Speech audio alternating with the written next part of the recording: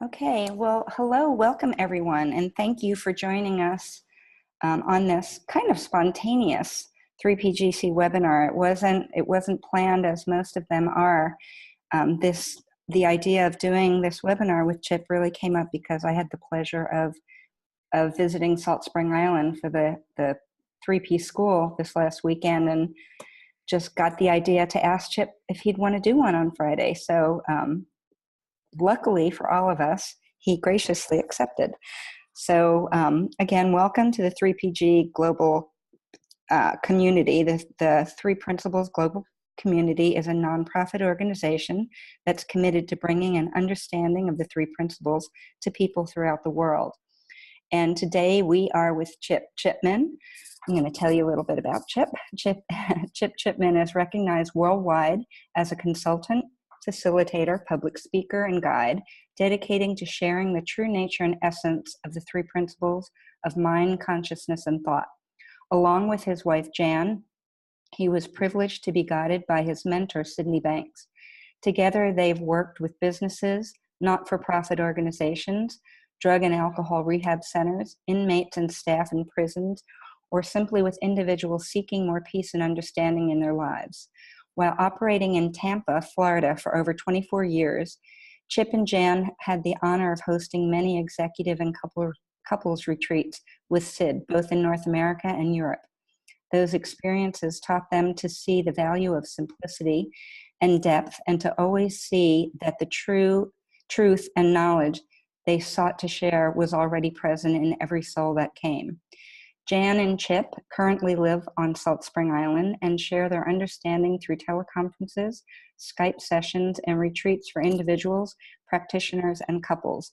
They continue to see countless people find happiness as their own wisdom emerges when touched by the original materials of Sydney Banks. In 2008, at the urging of Sydney Banks, Chip co-founded the Three Principles School, dedicated to sharing the simplicity and purity of the three principles as discovered and taught by Sydney Banks.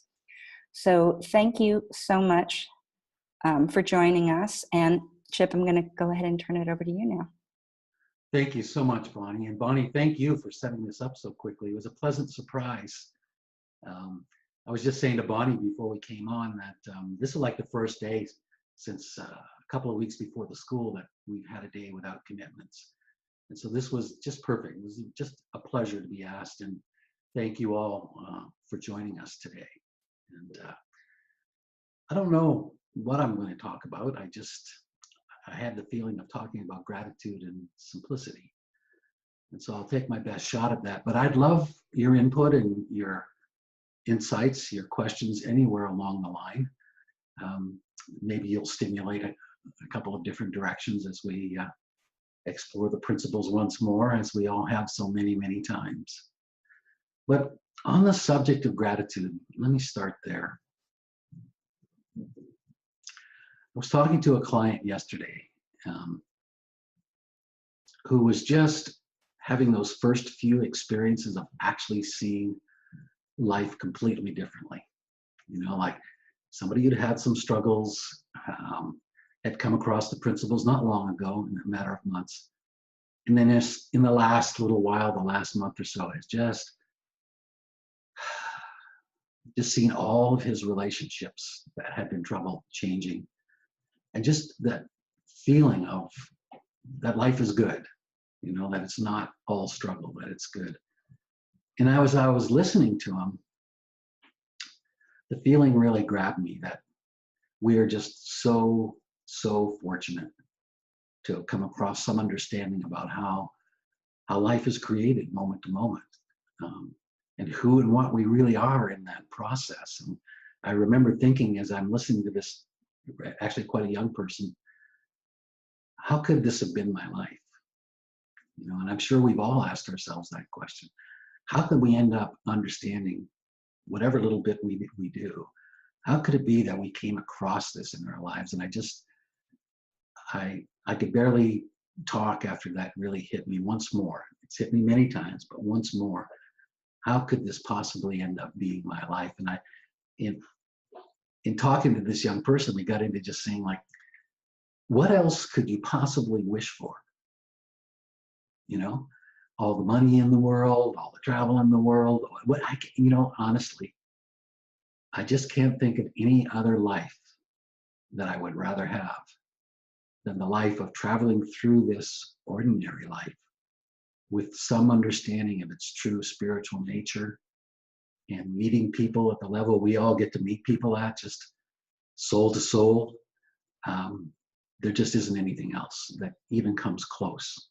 So yesterday was Thanksgiving, and I was really grateful for my life. I was really grateful for the most ordinary parts of my life. Grateful to be able to have a beautiful feeling when I look out the window at the trees, grateful to just enjoy working in the garden with my wife, grateful to see my grandkids and just be able to be really present with them, be on the same page with them, so to speak. What Citibank's brought to the world is truly, truly amazing. The ability for people to step out of the world they've been living in, whatever it is, and get quiet enough really to see a whole new world, an absolutely whole new world, right? And so, honestly, I can't think of anything I could be more grateful for. And yeah.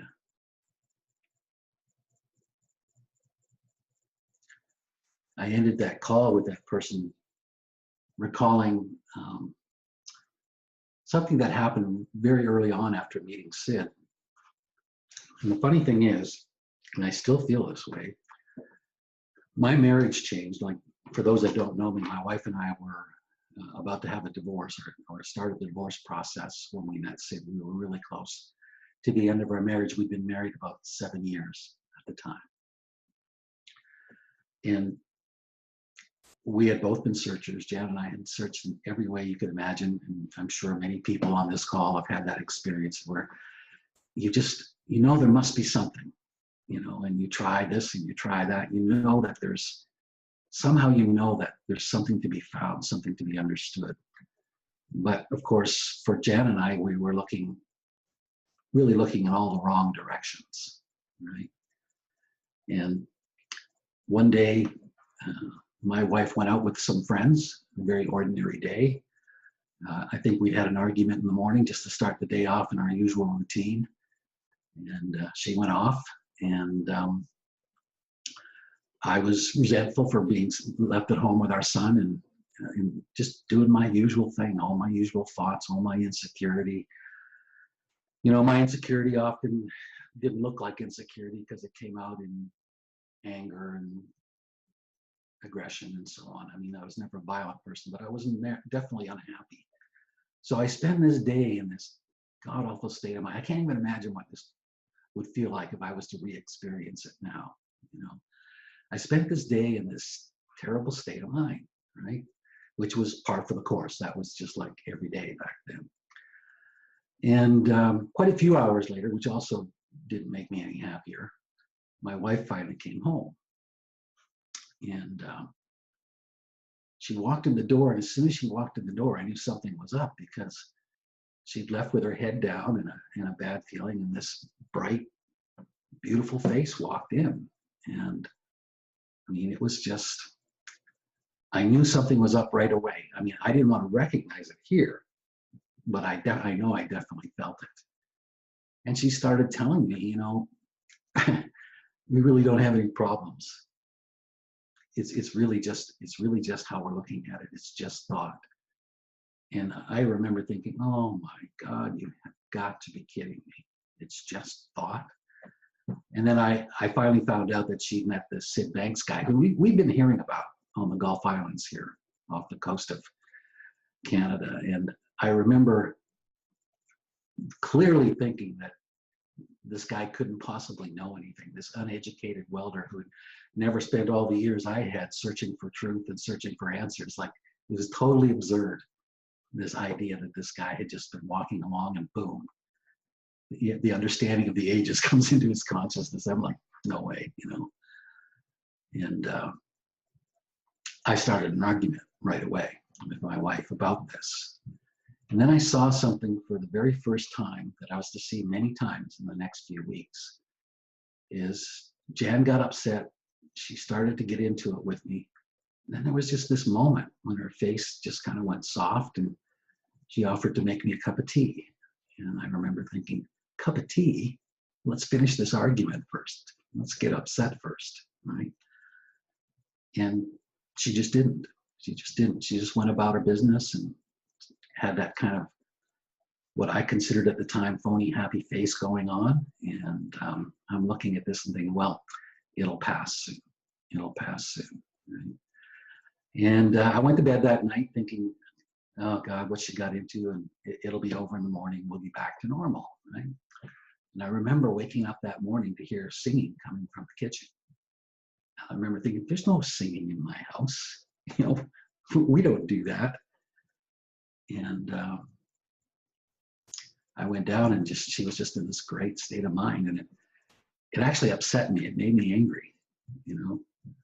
And so I pulled out one of our old arguments, you know, just dug it up in the old file and threw it out there. And I was very self-satisfied. Jan started to get upset. You know, all right, now we're back to how everything actually works, right? And a few seconds later, it was like, no, I'm going for a walk. I'll see you later. And I'm like, ah. So this went on for a few weeks, and I kept getting more desperate. I kept bringing up worse and worse things, you know, things I knew honestly that would hurt her feelings or upset her. And finally, I pulled out the real biggie, the one we never talked about, just threw it out there. And Jan started to cry, and I just thought, great. I can see this is a bunch of bleep, bleep, you know. And then there it was. And through all the time that we've had the privilege of watching this through the years, there's a phenomena that occurs as everybody changes that's been totally reliable from day one. And day one was when Sid Banks had his change. And that is that when somebody changes at such a deep level, that it changes their demeanor, their way of being, their way of reacting to the world, it's very confusing to the people around them. Right? And that's exactly what happened to me when Jan experienced that change. I became extremely confused. Right? Like I didn't know where the handles were anymore. You know, I didn't know what to say or how to react to it. And I remember feeling extraordinarily lonely because of that. And then finally, I hung out in that miserable state of mind for weeks. And we just happened to bump into the people that Jan had been traveling with the day that she met Sid. And this was one of the reasons I wasn't interested in listening, because to my mind, this was the only couple I knew that was more out to lunch than us and still together. So I'm like, no, really? But I hadn't seen them for a long time. I had not seen them for a long time. And I always felt very superior to them. Their insecurity looked like insecurity. You know, they seemed to be frightened people. And anyway, we ended up at a social gathering with them, and they walked into the room, and I was just struck cold with fear. I saw this couple, which was totally bizarre. It was just like, what is that? I mean, I remember thinking, why would I feel afraid of these two people? And so I avoided them, and I actually went into another room and pretended I was fixing some food. And one of them followed me in just to chat, just to be friendly. And honestly, I couldn't stand being in the room with them. Right? And so I left Jan at that social gathering, and I went home. And she came home later, and she said, why did you leave the party? What's wrong? And I said, it was a terrible party. She said, no, it was great. The music was great. Everybody was having a guy. I said, oh, don't start, you know. And she said, did you see so-and-so, these two people, this couple? And I said, yeah, I saw them. And she said, didn't they look good? And my response was, yeah, they've got some new clothes, big deal. You know, they look different, you know. And then she started to tell me about the change that these folks were experiencing. And I just blew it off. I said, you know, don't start with that, you know, with the thought stuff. Don't tell me they've got religion. I'm not interested, right? And so Jan just, as usual, just left me alone with my thinking. And I was really in it. I mean, really in it. My feeling level was just terrible. And she went to bed that night, and I didn't. I couldn't sleep. I couldn't even think about sleep. I was very disturbed. And I stayed up all night drinking coffee, trying to read a book. And in the morning, I was just, I felt like my teeth were vibrating. You know, when you had an all-nighter, if you could remember those, I just was in a state. And when Jan came down, she said, "Didn't you come to bed?" And I said, "I wasn't tired," or some stupid thing like that, you know. And then I don't know if you've ever had this experience, but I'm sitting there and something came out of my mouth. Some words came out of my mouth, and I almost went, "Who said that?" Because I said, "I want to talk to so-and-so and so-and-so. I want to go see them." And Jan was like really pleased, like now I'm interested. But really, I immediately in my head, I'm going to tell them where to get off and quit talking to my wife about all this stuff and blah, blah, blah. And I didn't say this to Jan. It was Sunday morning, and she called them and arranged for us to go over for coffee, you know. So we drove across this wee island that we lived on, and all the way I'm rehearsing how I'm going to tell these people where to get off, you know. And we get to their house, which was a beautiful place on the ocean, which wasn't registering with me. I'm still thinking about where they need to get off on this 3 principles. It's all thought stuff, right? So we get in their house, and they're so nice. They have coffee on and some danishes or something. And Jan walks over in this open layout of this house and sits on the couch with a gentleman. And I'm about to do the same thing to walk into the living room. And I turn around and I see this woman is putting 2 cups of coffee down on the kitchen table. And I realize she wants me to sit and chat. And I'm thinking, oh man, I do not want to talk about this with this person, you know. So I sat down, and she made the fatal mistake. She said, "What's on your mind, Chip?" And I just got into it. I just started saying how silly this all was, and simplistic, and you know, who is this guy? And then I said to her, "You need to butt out of my marriage and quit talking to Jan about our marriage." And she just looked at me, and it just came out of her. She just said, "Chip, I have never had a single conversation with Jan ever about your marriage." And as soon as she said it, I mean, I knew she was telling me the truth. You know, I mean, I just knew that was true. And it took the wind out of my sails. And I was like, oh, right, right. And just as I was kind of gathering myself up again, she looked at me, and she just said this simple thing. She just looked at me and she says, "Chip, you know, the only thing that stands between you and Jan and all the love and happiness in this world is thought." And I remember thinking, what a stupid thing to say, you know? But at the very same time, I looked over her shoulder, and Jan was sitting on the couch. And when my eyes hit Jan, this feeling just went, whew, I just filled up, and I got totally emotional. And it was like I had no frame of reference for why that was happening. I had no sense of why I was feeling those feelings. But I just filled up. And the next thing that happened, I recall, this is just really my impression. I've never really been able to describe what happened, but suddenly it's like I was looking around inside of my head, and all of our fights and all of our arguments appeared to me as these little piles. Just my best way of describing it.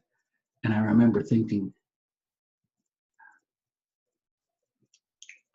of course they're just thought. What else could they be? You know? And I became very emotional at that moment, and that feeling just filled me up. And it's a feeling I hadn't had for a long, long time. And I immediately stood up and said, "This is a bunch of bleep, bleep," and walked out and got in my pickup truck. And Jan apologized for my terrible behavior, got in the truck and lectured me a little bit about how rude I'd been. But driving home across the island, the only thought I had was, I mean, you got to remember, this is the 60s and the 70s. Man, you're busted. You know, I didn't want to look at it yet, but I knew that I'd seen something I'd never seen before. I knew that, you know, but my ego wasn't ready to look at it yet. So I hung out another week or so in that feeling, but it was different because I felt like there was something knocking at the door. Right? And then I remember this morning, I got up and I was drinking coffee, sitting on the couch. And we lived in this little cottage on this little island. And Jan was on the floor playing with our son, who may have been maybe 3 at the time. And the light was coming in on an angle from the window. It was in their hair. And I was looking at that scene. And this overwhelming feeling just rushed in again. And I just was filled with this unbelievable feeling of love. And I remember thinking to myself a very simple thought. I remember thinking, all I have to do is surrender. Just give it up. And that's when things began to change for us. And so, in thinking about gratitude this morning, I've told that story many, many times, but those moments in my life when I began to get an inkling that I wasn't who I thought I was, that our relationship wasn't what I thought it was, that there was another world. There was an absolutely, completely new world available. And what can I say? I could never express the gratitude I feel to Sid and to this understanding for lifting me out of years of suffering and giving Jan and I years of happiness. We've been married about 6 or 7 years now. We're getting pretty close to 50 years now. And wouldn't have had it without this understanding. Wouldn't have had it without that little bit of an awakening. So that's my story, and I'm sticking to it.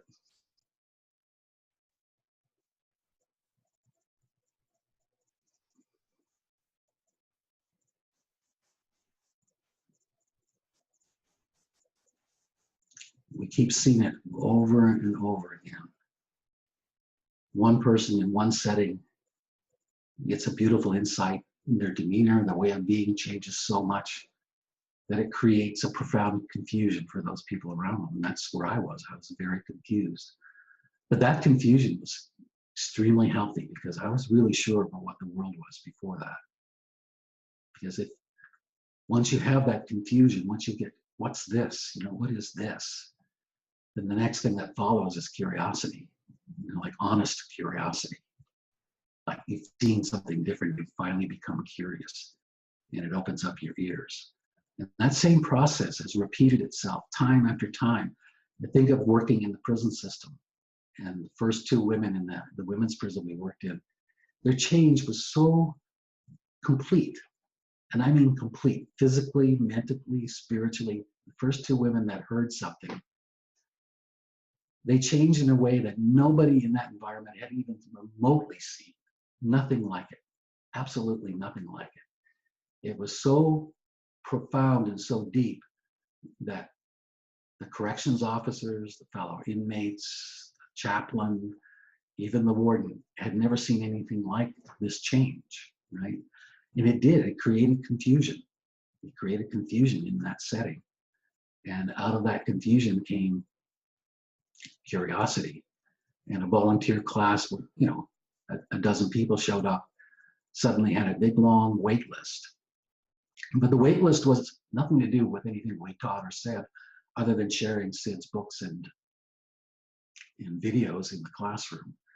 It really had to do with those first 2 women, one of whom, after the first class, came into the second class and said she woke up in the middle of the night a few days after the first class she went to and saw, and that's the word she used, she saw how she created the life that she was living.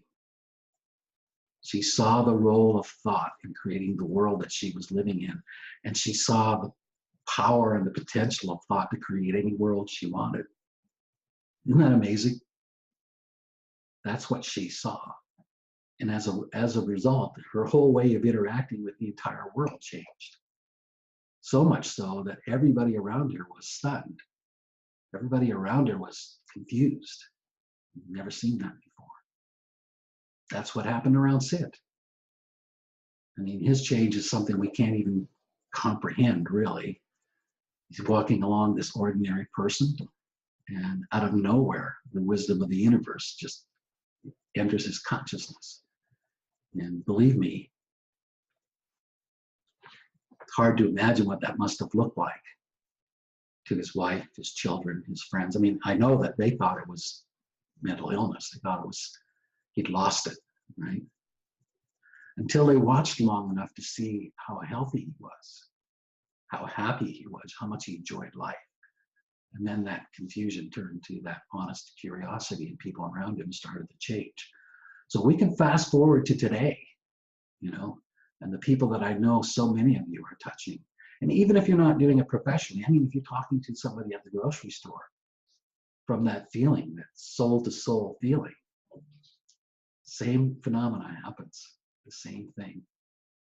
And I love seeing it that way because it points to something that Sid talked about for years and years and years. And that is, it's not in the words. Right? It's not in the words.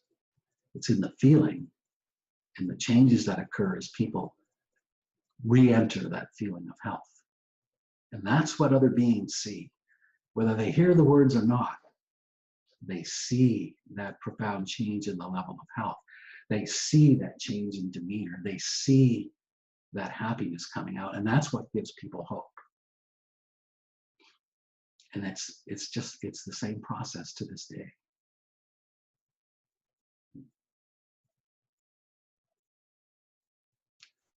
That's why if we do have a practice and we're trying to help with the principles, you know, a little bit goes a long way. If you're talking from your own happiness, from your own experience, it almost doesn't really matter how you talk about it. Not long ago, a couple of years ago, I was in London and I gave a talk and it went over well. I was feeling really good about it, you know. And this young couple came out. They were young Jewish couple that, you know, that were Hasidic Jews, I guess, that were had the clothing and so on. And they came up after and they were really excited. And the two of them are going, oh, we just, it's helped us so much. Our life is so different. And someday we'd love to be able to help other people, but we don't know how yet. And I felt bad because I laughed out loud. And I said, oh my God. I looked at this beautiful couple and I said, all you have to do is walk into a room looking the way you look right now. Because they were beaming. They just had this incredible, beautiful light about them. They were amazing. And I just said, honestly, the feeling you have now, that's it. If you find that feeling, you'll find a way to share it. You don't even have to find it. Like literally, if they were to walk into any room anywhere, people would see something. They would see something. So I love that it's that simple. All we have to do is tell our story, tell the shift that we had, what occurred to us. Because people, they're not used to that.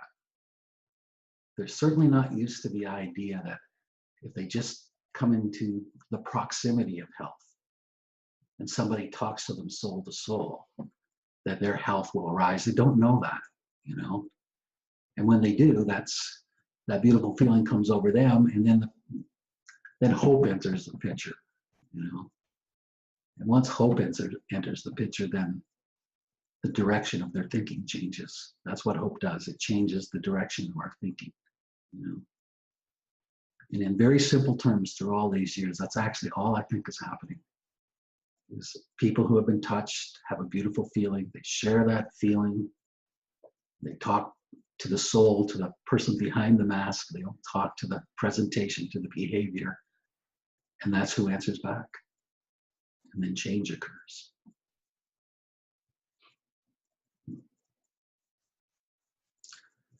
Well, I wonder if anybody has any comments or questions. Or Bonnie, if you have anything you'd like to follow up with more.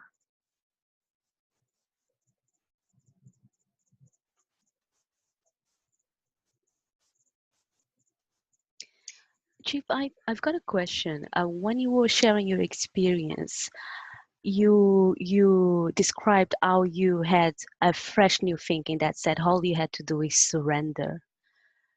Could you please expand more in what you mean with surrendering?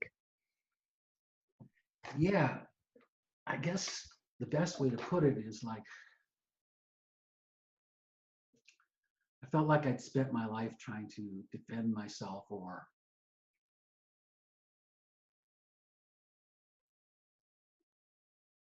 fight life, find answers, correct myself.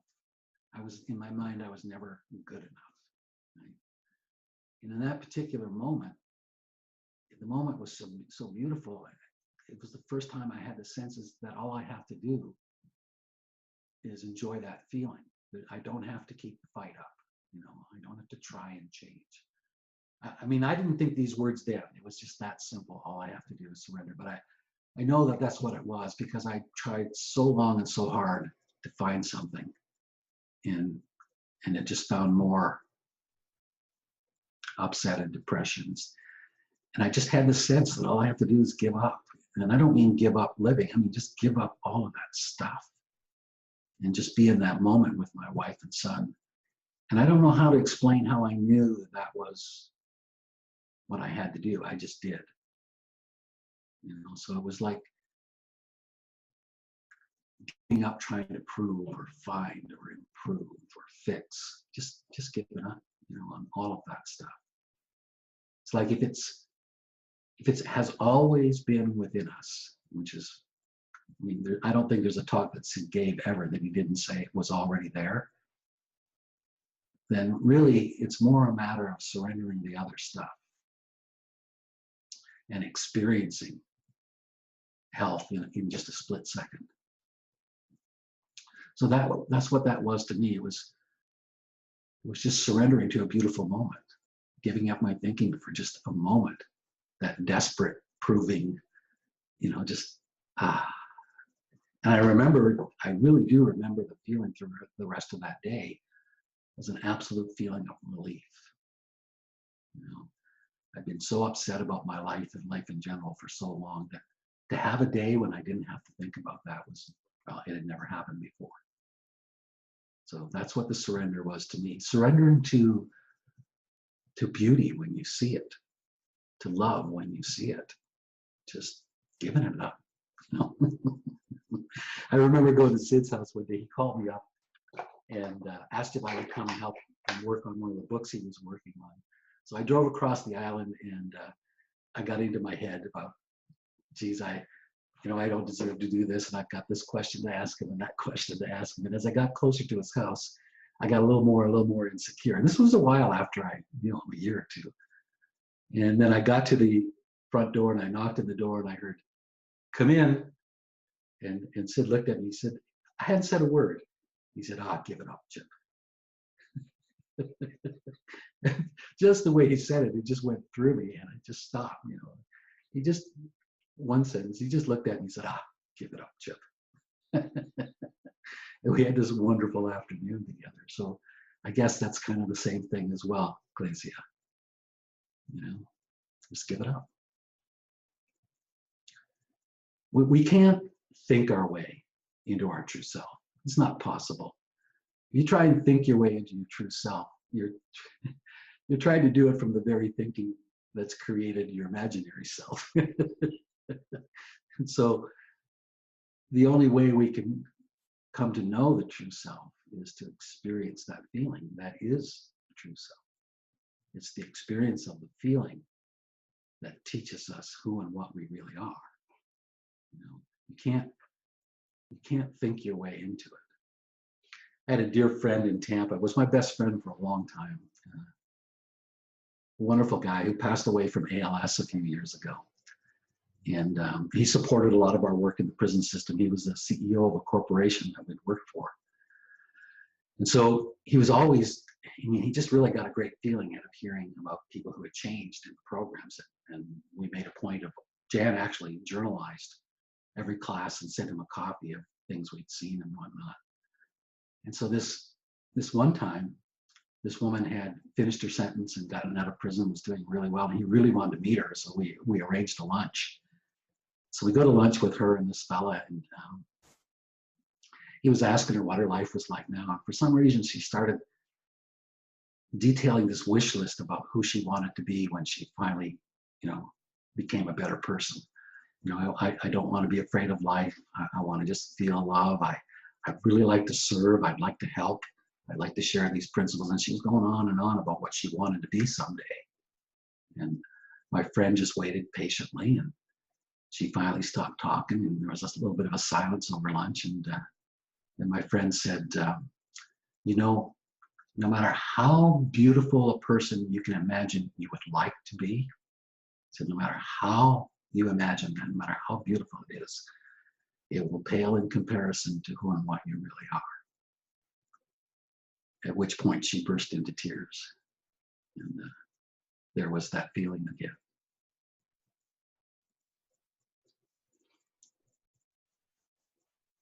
Now, Clazy, I remember you at a retreat, and I remember your face just lighting up, and you were in that feeling. And I remember chatting with you after, and the thing was, I could see you knew it wasn't the words, because you were just experiencing that feeling. That was so beautiful. And in the end, it's all we have to offer. The only,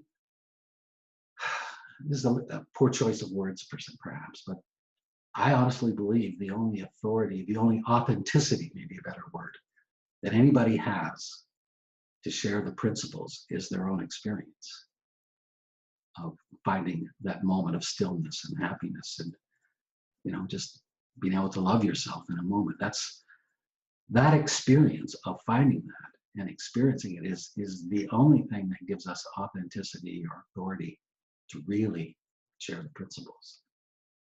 You know, you can learn a million words about it, but it's your own experience. It's that change in your face, in your feeling, in your life. That story is what gives other people hope.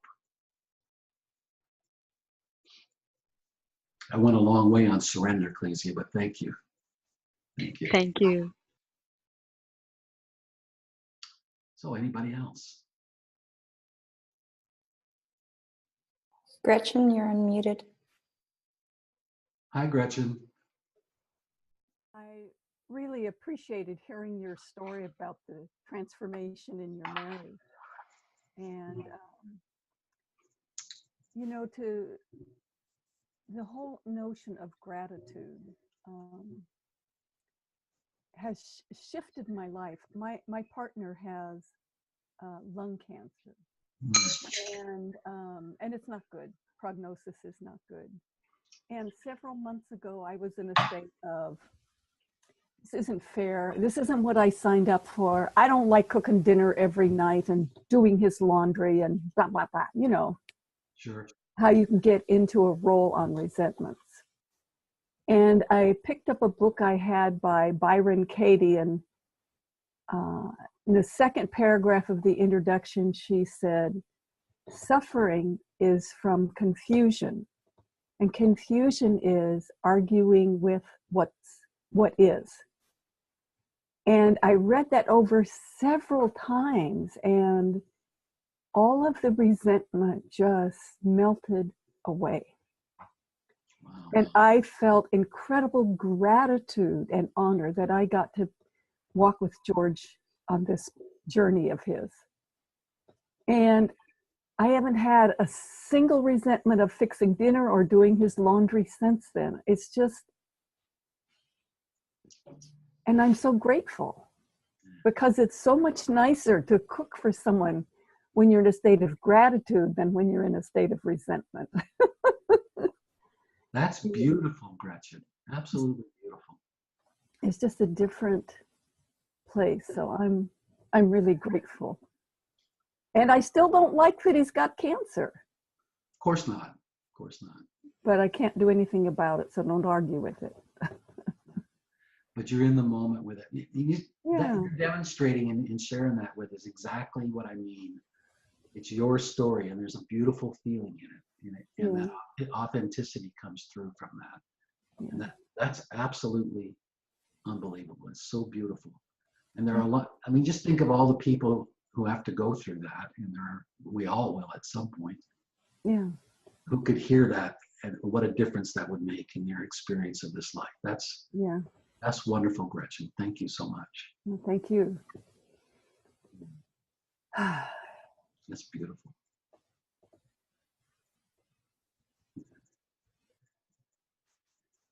Yeah, Mr. Banks never shied away from saying that no matter what we learn, life is still a contact sport. You know, but it's how we handle it. I remember him saying that precisely, that it's how we handle it that counts. And that was a beautiful example of that. And what I heard when Gretchen was talking too was that when she slipped out of the resentment and into the gratitude, she was present. She was in the moment with George. And that's it. That's everything. You know, that was really beautiful.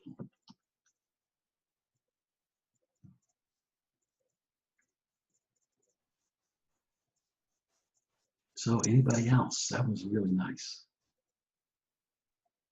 Chip, this is Bill Pettit. Well, hey, Bill, how are you? Well, 35 years later, I still am touched as I listen. So I want to thank you first. Oh, thanks, Bill. Yeah. I was, as you were, Gretchen was telling her story, I remember a mutual friend of ours, Sue Odom, who was one of the first group of nurses that were exposed to the principles and who worked on an surgical intensive care unit. And in the world of outside in would get many people to commiserate that they had an incredibly stressful job to have people puking all over them, bleeding all over them, and then dying each day in the intensive care unit. And she talks about the day that, almost like Gretchen did, that as she gained insight into both her own true nature and the nature of experience and where it comes from, that she suddenly experienced people being with people the last moments of their life as an incredible honor, an incredible gift. And whereas she used to walk home from her work feeling totally drained and exhausted, she said, there was times I felt like my feet didn't even touch the ground. I was so full of a beautiful feeling of gratitude that you just talked about, and the simplicity, the gratitude and simplicity. And the other thing I thought of is one time my wife Linda asked Sid, is love enough? And Sid got real quiet, and he said, love and understanding. Because it's the understanding that allows us to experience the love. Because without the understanding, even though we want to, we pay way too much attention to those little thoughts that our computer brain spits out, and lose connection to our spiritual nature. And anyway, I know I'm speaking to the choir, but I want to thank you for reminding me what's true. So thank you very much.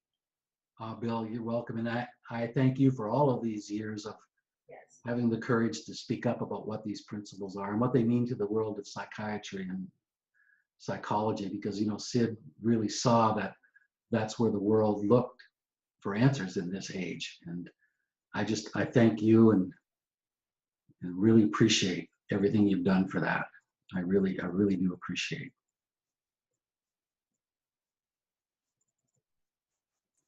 You're most welcome. You know, I always say, people say it must have taken a lot of courage to do what you did. And I said, you know, I mean it. I took no courage at all. To me, the courageous people are my psychiatrist colleagues who are good human beings who haven't seen this, and all they have to give is another pill. And so that would, to me, that would take courage to continue to have to practice with nothing. It'd be like the carpenter who had nothing but a hammer in his toolbox. You're not going to get anything built with just a hammer. And so I just feel like you do. I just wake up every morning with gratitude and that, how did this happen to me? Because at 75 and a half, I don't think, I know that I, in my heart that I wouldn't be alive, let alone feel the lightness in my heart that I feel and the joy that I feel on a daily basis. And the ability to love and receive love, which was hard to do when I was spending 6 to 9 hours a day stressing myself out with negative thinking and then wondering why I was going in and out of clinical depression for 21 years. Duh. Anyway, it was innocent, but it was totally innocent. I didn't know any better. And it allows me to have compassion for others that are lost because I know it's innocent. I haven't met the person yet that wants to be in pain. And I haven't met the person yet that doesn't want to feel peace. And so when I see resistance, I don't see resistance. I see lack of hope. People that have just tried as everything people told them, and they've lost hope that there's an answer. But as soon as they get a glimpse of the principles, that resistance is like a snowball in August. It's gone, and it's replaced with hope. Anyway, I'll quit talking. No, that was great, Bill. That's really great. I mean, that was the most amazing synopsis of psychiatry. That was a really wonderful thing. And the thing is that things do in some ways change slowly because people have believed what they believed for a long time. But once again, that feeling that people get and the health that they display will eventually be more obvious to the world. Through the years, people sometimes would say, well, don't you get tired of waiting? Aren't you impatient for this to be throughout the world? And he always referred to it as the done deal. It's already done. I can remember him saying that when a great idea arrives in the world, it doesn't matter about the resistance. It doesn't matter how long it takes a field to adjust because it's a done deal. Like my friend who talks about germ theory, once the germs were seen, it's just a matter of time before people understand what's really going on, and in the face of total resistance in germ theory to the idea that there's these little invisible things that are creating all our sicknesses, once that disappeared, like there's nowhere on the planet now where that's pretty much up nowhere where that's not accepted. And I really feel it's a great analogy because it's kind of the way we're looking at thought now, and insecurity and feelings that are created from it. We know what the germs are, and we know that they create the disorders and the disease. And it is a done deal. It's absolutely a done deal. And the more we look around now, we travel around the world, and we have this pleasure, Jan and I, we just love this part of our life where we get to meet people all over the world that are finding understanding. They're finding understanding. And you can see that they recognize what it is. So it is just a matter of time. I sometimes think about how Buddhism spread through all of Asia in a matter of a few generations. And that was without the internet. But it did so because it gave people some understanding, some peace of mind. And this is another level altogether. And, after all the searching I did and the people that I listened to, the one thing that I'll say the two things that were truly unique about the work of Sidney Banks, was one, that he could talk to people and without words, really, you would see instant change. But the other thing is that he introduced these principles to the world, that he introduced an understanding that could affect how we see the world spiritually and how we see the world psychologically, and that those two are, in essence, one and the same. That was something really new for me. That my psychological functioning was directly connected to the degree that I understood my spiritual essence, that they are one and the same thing. To me, that was really new. I just didn't see that before. So,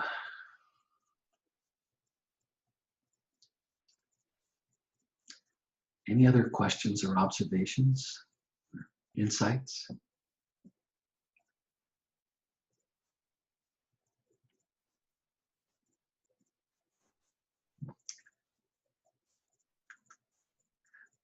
Bertie, were you trying to say something?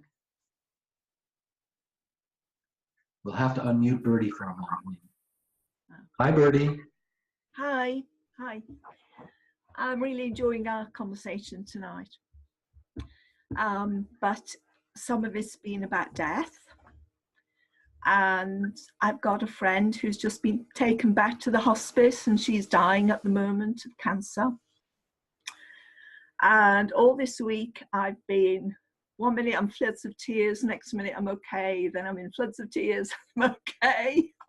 Yeah. And I mean, we're soul sisters. We've been initiated into a community together, which is, you know, spiritual community. And so we've known each other for about 20 years, I guess. So, yeah, so I'm feeling it a little bit at the moment. So, well, of course, Bertie. And, you know, like we all have to go through that process in this life. There's no getting around it. But I suspect your friend feels very lucky to have you at this part of her life, and to have somebody that's present with her at this part of her life.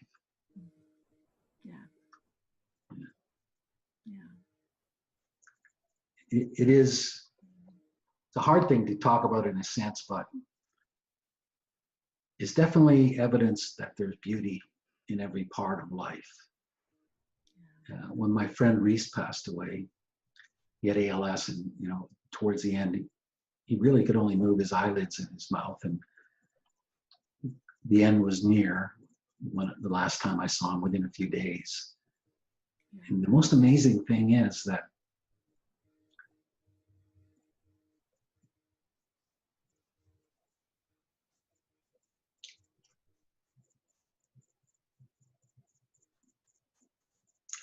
we were just happy to be friends in those last moments. And when I watched him go through it, what I saw was, again, one of those wonderful surprises in this life, that he actually became happier every moment before he passed. And I could see, and I was looking, I have to admit, I was looking. I could see that there was no fear in him, that he was coming to that place. And I don't know how to explain it, but it was one of the most beautiful experiences I ever had in my life, you know. And we're talking about gratitude. It's a strange thing to say, but I felt honored and grateful to be with him in those days. And I look back on it that way as well. So your friend is very, very fortunate to have a friend like that. It's a lovely way to leave the world if you have to.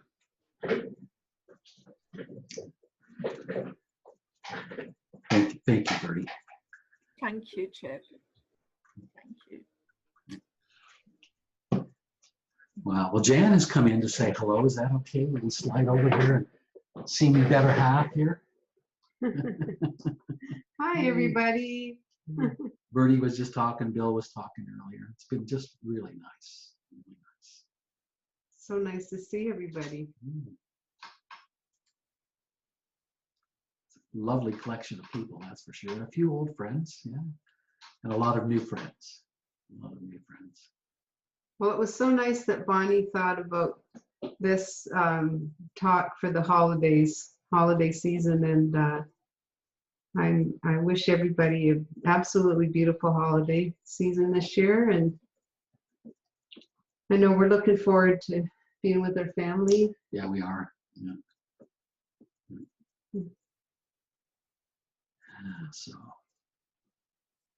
So Bonnie, we were going for an hour, right? Is that correct? Yes, and if anyone has any other questions, we can stay on for a few more minutes, and if not, anyone else? Oh, here we go, Michelle. Let me find her. Michelle. Okay, you're unmuted now, Michelle. Hi, Michelle. Nice to see you Hi, again. Michelle. Hi. You look terrific. Can you hear me okay? Yes. Yeah. Yes. Okay. Great. So nice to see you. Nice to see you. You guys haven't changed a bit. Oh, You look great. And you. I would just like to to ask a question about when you were, Chip, talking about the ego, that your ego wasn't ready for this understanding. You know, could you say more about this? Because I kind of struggle with this about 3 years now, and I keep fighting. Well, we all do. And one thing that I was really clear on in terms of Sid's view on it was that there's never any point in fighting your ego. You just accept that you're a human being, and you have that.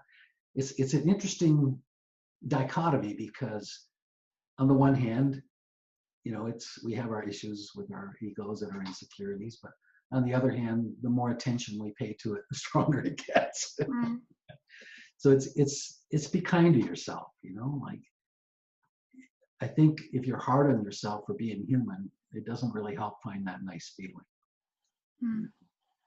And this is 40-some years later. We still go in and out of it. And you know, sometimes when we get close to a deeper truth, sometimes the ego reacts to that. Sometimes the ego sees the truth as an existential threat, which it's not. You know, but that's the way the ego is. But again, it's kind of like Don Quixote tilting at the windmills. You know, there's nothing to fight. It's an illusion anyway. You know, and I'm more with Pancho Sanchez, who's saying, "Hey, wait a minute, boss. It's no problem. There's nothing to fight." And just keep looking for that nice feeling. You know, keep listening, and you get more and more comfortable in that feeling. And when something comes to distract you from it, just if you can just notice and not go beyond noticing. You know, not judge yourself or say, "I wish," or anyway, that's the way I see it, Michelle. It's just, there's no fight to be had, because we're fighting an illusion. We're fighting a bundle of thought. Mm. And you're such a lovely person. I remember every time I talk to you, that really lovely feeling came out. And that is 1,000,000 times more powerful than anything in your ego. Mm. It's absolutely 1,000,000 times more powerful. Thank you. Thanks. Thanks, Michelle. Good to see you. Good to see you. Thank you. Bye. I know.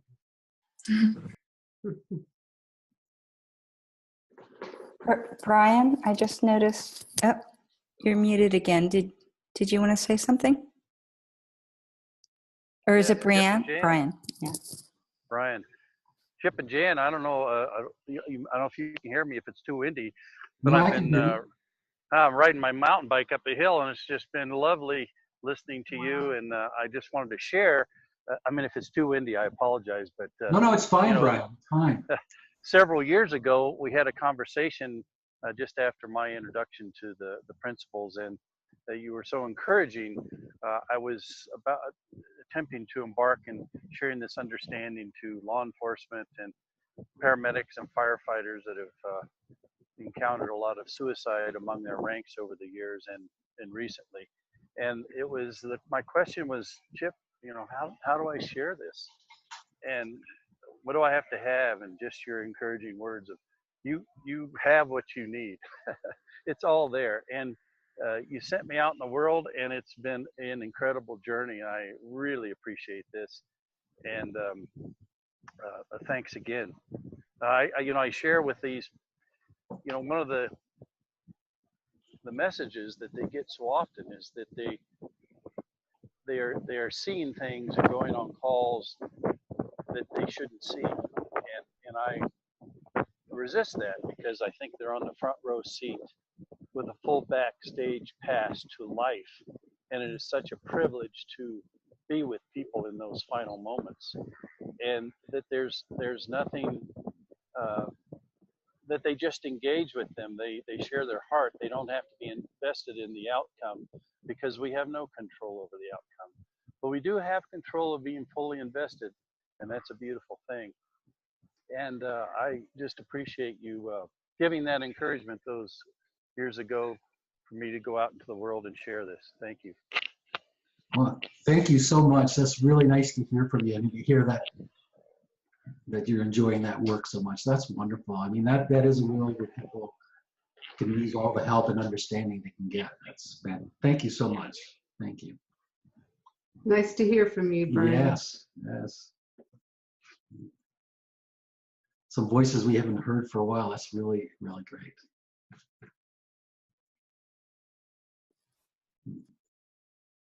And that was fun that he's mountain biking and was Yeah, able to listen to this and participate. that's really cool. What an interesting world it is that way. I know, yeah. Is there anyone else? No. God, I just really want to thank you so much. You know, Chip, one of the things that just keeps coming into my head as this webinar is going on is the few times that I've been around you, you're such a loving, warm, open, approachable human being. And when you tell the story of what you were like before this understanding, it's almost hard to believe, you know, that this change took place, and it's such a testament to what this understanding can do. So thank you so much for sharing that and everything. Everybody's so much to be grateful for, and it is so exquisitely simple. Yeah. And Jen, thank you for popping in. Oh, I'm so glad I did, to see all these lovely faces and some new people and some old friends. So it's been great. Yeah. And thanks for what you do, Bonnie. Yes, thank you very much. My pleasure, really my pleasure. It's nice getting to know you more. It really is. Yeah. That lunch was so much fun. I enjoyed that so much. Definitely was fun. Okay, well, if no one else has anything, Jan and Chip, if you want to say anything to wrap up, and if not, we'll bring this webinar to a close.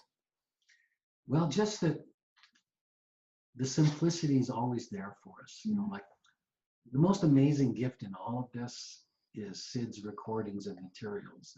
That's so different than any of the great seers in the past, that other people wrote what they had to say, other people, you know, talked about what they had to say. And here we have, to me, I know it'd be nice for people that never met Sid to have met him, because he was fun. He was really a fun person. But that essence that he shares in the moment is on all of those recordings. So in that sense, you have the same opportunity to hear it directly from the person who had that experience. So the last thing I would say is, when you want to go a little bit more, a little bit deeper, whatever way you want to put that if you have those materials, is all you really need. I was thinking about it just yesterday, and I thought, you know, if you never heard of any of this, and you landed on a deserted island with a CD player and one of his recordings, you'd have it made. You'd find everything that we've ever found. It's all in there. And you know, I don't say that to put Sid on the pedestal.